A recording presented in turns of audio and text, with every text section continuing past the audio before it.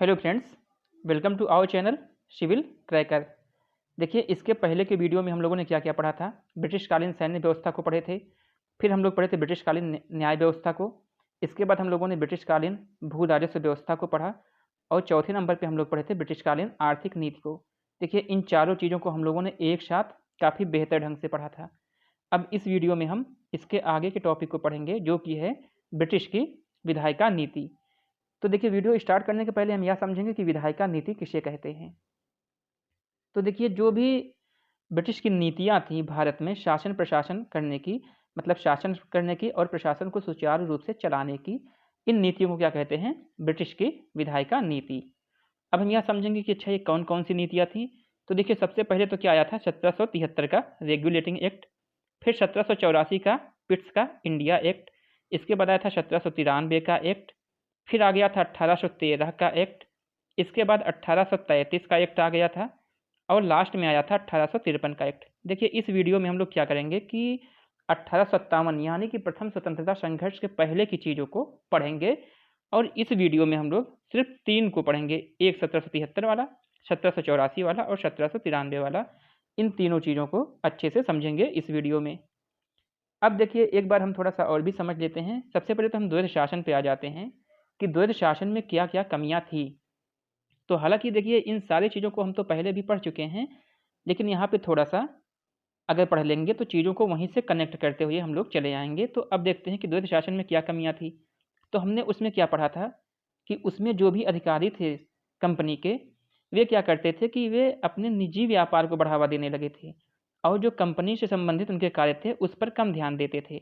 और दूसरी चीज़ क्या थी कि जो भी भारत की गरीब जनता थी बंगाल की, जो कृषक वर्ग था, उनके ऊपर बहुत ज़्यादा कर थोप दिया गया था और वे जो भी कृषि का उत्पादन करते थे उससे उनको कोई लाभ नहीं होता था, बल्कि उनकी स्थिति दयनीय ही हो जा रही थी और उनके यहाँ तक कि खाने पीने में भी कमी आ जा रही थी।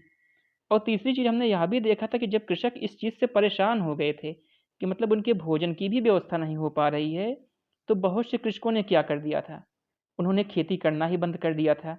इससे क्या हुआ, और भी ज़्यादा दिक्कत होने लगी, भुखमरी की समस्या हो गई। और इन्हीं सारी चीज़ों को देख के हम क्या समझे थे कि 1771 ईस्वी में बंगाल में भीषण अकाल पड़ गया था और इस अकाल में लगभग 1 करोड़ लोग मर गए थे।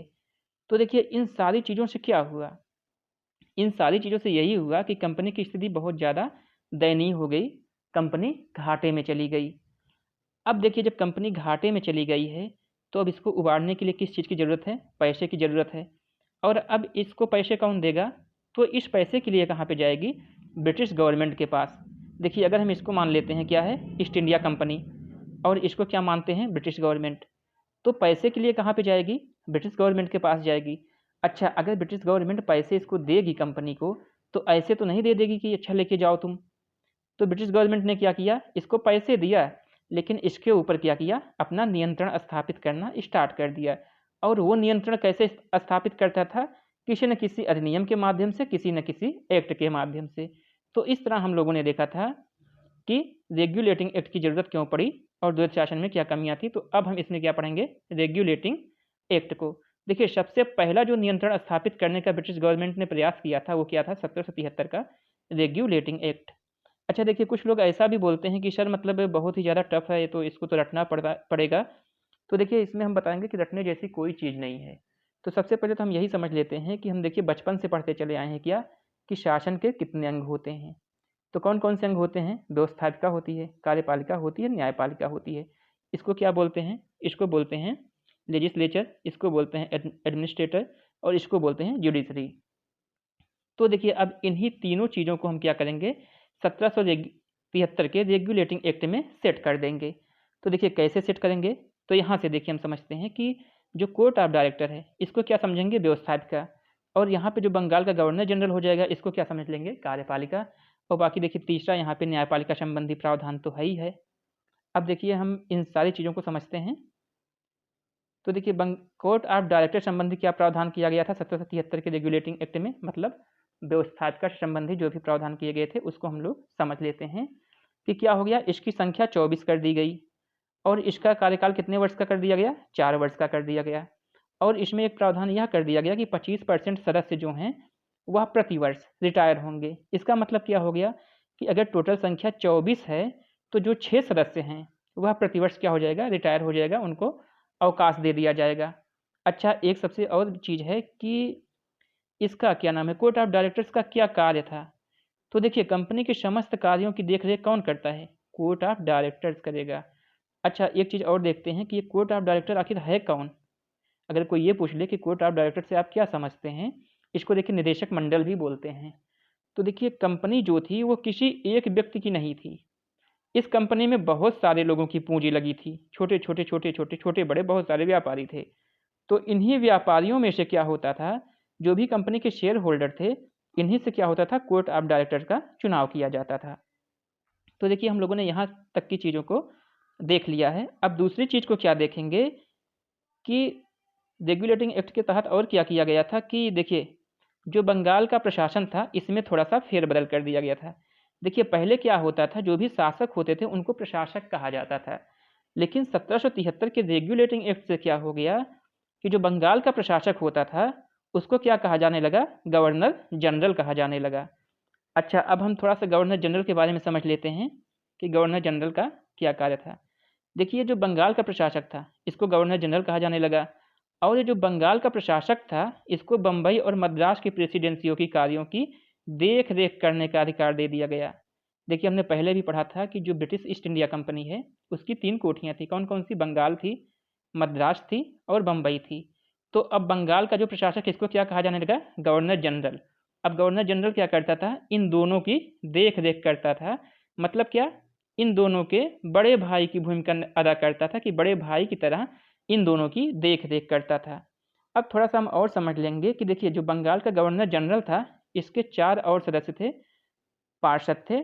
इन्हीं को मिला के एक गवर्नर जनरल की परिषद का गठन किया गया था। अच्छा, पार्षद की जरूरत क्यों पड़ी। तो देखिए, जो गवर्नर जनरल है ये अकेले सारे कार्य तो नहीं संभाल सकता, सभी जगहों की देख रेख तो नहीं कर सकता। इसके कार्यों में सहायता के लिए क्या हुआ, 4 पार्षद और चुने गए। अच्छा, अब इसके आगे हम लोग क्या देखते हैं थोड़ा सा, अब हम लोग देख लेंगे कि न्यायपालिका संबंधी क्या प्रावधान किए गए थे रेगुलेटिंग एक्ट में। तो यहाँ से देखिए क्या हुआ कि 1773 के रेगुलेटिंग एक्ट में किया कहा गया कि एक सर्वोच्च न्यायालय का गठन किया जाएगा। तो देखिए, इससे क्या हुआ कि एक मुख्य न्यायाधीश और 3 न्यायाधीश इसमें होंगे। तो देखिए, बहुत ज़्यादा इंपॉर्टेंट है, पूछ लेता है कि सर्वोच्च न्यायालय का गठन किस एक्ट के तहत किया गया। तो इसका क्या हो जाएगा, रेगुलेटिंग एक्ट के साथ तहत 1773 में। और ये भी पूछ लेता है कभी कभी कि मुख्य न्यायाधीश के अतिरिक्त कितने न्यायाधीश थे। तो इसके अतिरिक्त कौन कितने थे, 3 न्यायाधीश थे। अच्छा, जो मुख्य न्यायाधीश थे ये भी, इनका नाम भी बहुत इंपॉर्टेंट है, इनका नाम था एलिजा इम्पे। अच्छा, ये सुप्रीम कोर्ट की स्थापना, जो सर्वोच्च न्यायालय की स्थापना कहाँ की गई थी, कलकत्ता में की गई थी। कब, 1774 ईस्वी में हुई थी। देखिए, ये तो 1773 के रेगुलेटिंग एक्ट के ही तहत आया था, लेकिन स्थापना कब की गई थी, 1774 ईस्वी में। और अच्छा, इसमें सुनवाई किस कानून से होता है, इसमें सुनवाई होता है अंग्रेजी कानून से।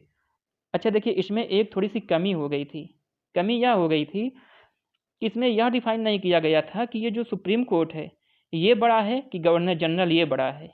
तो देखिए, इस चीज़ में थोड़ा सा कन्फ्यूजन था, इसको क्लियर नहीं किया गया था। तो बाद में एक एक्ट आता है 1781 का एक्ट। इसके अंतर्गत क्या कर दिया जाता है कि जो गवर्नर जनरल हैं और उसके परिषद हैं और जो भी सरकारी कर्मचारी हैं, इनके खिलाफ ये सुप्रीम कोर्ट सुनवाई नहीं कर सकती है। अच्छा, ये सुनवाई कब नहीं कर सकती है, जब ये अपने सरकारी कार्यों को करें। देखिए, जो भी अंग्रेज यहाँ पे थे वे कहीं न कहीं सरकारी कार्यों को करने के लिए ही यहाँ पे थे। तो हम क्या देख रहे हैं, यहाँ से यह देख रहे हैं कि कहीं न कहीं इस सुप्रीम कोर्ट के द्वारा ईस्ट इंडिया कंपनी और उनके अधिकारियों को संरक्षण दिया गया। अब देखिए, इस तरह हम लोगों ने क्या पढ़ लिया, 1773 के रेगुलेटिंग एक्ट को पढ़ लिया है।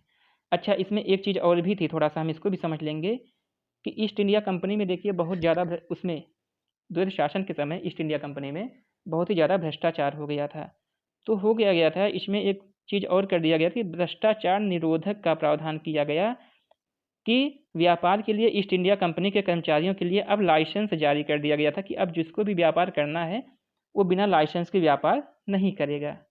तो इस तरह हम लोगों ने पढ़ा 1773 के रेगुलेटिंग एक्ट को। अब हम पढ़ेंगे 1784 के पिट्स के इंडिया एक्ट को। सबसे पहले हम समझते हैं कि इसका नाम पिट्स क्यों पड़ा गया, पिट्स इंडिया एक्ट क्यों किया गया। तो देखिए जो पिट्स था उस समय ब्रिटेन के प्रधानमंत्री थे, इन्हीं के नाम के आधार पर पिट्स इंडिया एक्ट किया गया। अच्छा, इस एक्ट को क्यों लाया गया, अब यह बात आता है। तो जो भी रेगुलेटिंग एक्ट में कमियां थी, या तो हम यह कह सकते हैं कि रेगुलेटिंग एक्ट 1773 में सुधार करने के लिए पिट्स के इंडिया एक्ट को लाया गया। अब हम यह देखेंगे कि अच्छा इसमें क्या क्या प्रावधान किए गए थे। तो देखिए ब्रिटेन के लंदन स्थित प्रशासन में परिवर्तन किया गया, मतलब जो कोर्ट ऑफ डायरेक्टर था। देखिए हमने पहले भी पढ़ा था कि जो कोर्ट ऑफ डायरेक्टर हैं वे कंपनी के जो लोग थे, व्यापारी लोग थे, वे थे। तो वे कहाँ, मैक्सिमम वहीं पे रहते थे, लंदन में ही रहते थे। तो इसमें देखिए थोड़ा सा करेक्शन कर दिया गया। अच्छा क्या करेक्शन किया गया था, अब हम इसको थोड़ा सा देख लेते हैं। देखिए एक यहाँ पे तो कोर्ट ऑफ डायरेक्टर है ही है, एक बोर्ड ऑफ कंट्रोल का गठन कर दिया गया। अच्छा ये बोर्ड ऑफ कंट्रोल का गठन क्यों किया गया था, इसके क्या कार्य थे, थोड़ा सा हम इसको समझेंगे। तो देखिए बोर्ड ऑफ कंट्रोल क्या करता था, कोर्ट ऑफ डायरेक्टर को नियंत्रित करता था, इसकी निगरानी करता था कि कोर्ट ऑफ डायरेक्टर क्या कर रहा है, क्या नहीं कर रहा है। अच्छा अब हम इसके बारे में थोड़ा सा और आगे समझ लेते हैं कि इसमें क्या क्या प्रावधान है बोर्ड ऑफ कंट्रोल में। तो बोर्ड ऑफ कंट्रोल में देखिए यह देखते हैं हम, इसका कार्य था कि भारत में कंपनी के कार्यों की देखरेख करना, कि मतलब कंपनी भारत में क्या कर रही है इसकी देखरेख कौन करेगा, अब बोर्ड ऑफ कंट्रोल। अच्छा इसके सदस्य कौन कौन से थे, थोड़ा सा हम ये भी समझ लेते हैं। तो इसके सदस्य देखिए थे ब्रिटेन के विदेश मंत्री, वित्त मंत्री और 4 अन्य सदस्य थे। इनकी नियुक्ति कहाँ से की जाती थी, ब्रिटिश पार्लियामेंट के द्वारा इनकी नियुक्ति की जाती थी। अच्छा अगर इनको हटाना हो इन सदस्यों को तो कौन हटाएगा, तो देखिए इन सदस्यों को हटाएगा कौन, ब्रिटिश पार्लियामेंट की सिफारिश पे वहाँ का जो सम्राट है वो हटाएगा। अच्छा गवर्नर जनरल को वापस बुलाने का भी इसका अधिकार था, कि अगर ये चाहे तो गवर्नर जनरल को वापस बुला सकता है, किसी दूसरे गवर्नर जनरल को पहुंचा सकता है। तो हम देखिए एक बार थोड़ा फिर से यहाँ से हम समझते हैं चीज़ों को, कि यहाँ पे क्या हो गया, बोर्ड ऑफ डायरेक्टर, इसका क्या कार्य था, यह जितनी भी यहाँ भारत में राजनीति यहाँ व्यापारिक गतिविधियाँ होती थी ईस्ट इंडिया कंपनी से संबंधित, उसकी देखरेख कौन करता था, कोर्ट ऑफ डायरेक्टर। दूसरा क्या है, जो प्रशासनिक गतिविधियाँ होती थी उसकी देखरेख कौन करेगा, बोर्ड ऑफ कंट्रोल। अब कोर्ट ऑफ डायरेक्टर में कौन है, ईस्ट इंडिया कंपनी के लोग हैं। अब बोर्ड ऑफ कंट्रोल में कौन है, ब्रिटिश सरकार के लोग हैं। तो हम लोग यहाँ पे क्या देख रहे हैं, कहीं न कहीं यहाँ पे भी देखिए द्वैध शासन देखने में मिल रहा है। जब हमने इसके पहले द्वैध शासन पढ़ा था तो उसमें क्या पढ़ा था कि एक बंगाल का नवाब था और दूसरी ईस्ट इंडिया कंपनी थी। लेकिन यहाँ पे क्या है कि एक कोर्ट ऑफ डायरेक्टर मतलब ईस्ट इंडिया कंपनी है और दूसरी यहाँ पे क्या है, ब्रिटिश सरकार है। तो यहाँ पर भी देखिए द्वैध शासन देखने को मिल रहा है। अच्छा यहाँ पे एक अब दूसरी चीज़ क्या देखेंगे कि गवर्नर जनरल का जो परिषद था उसमें परिवर्तन कर दिया गया था।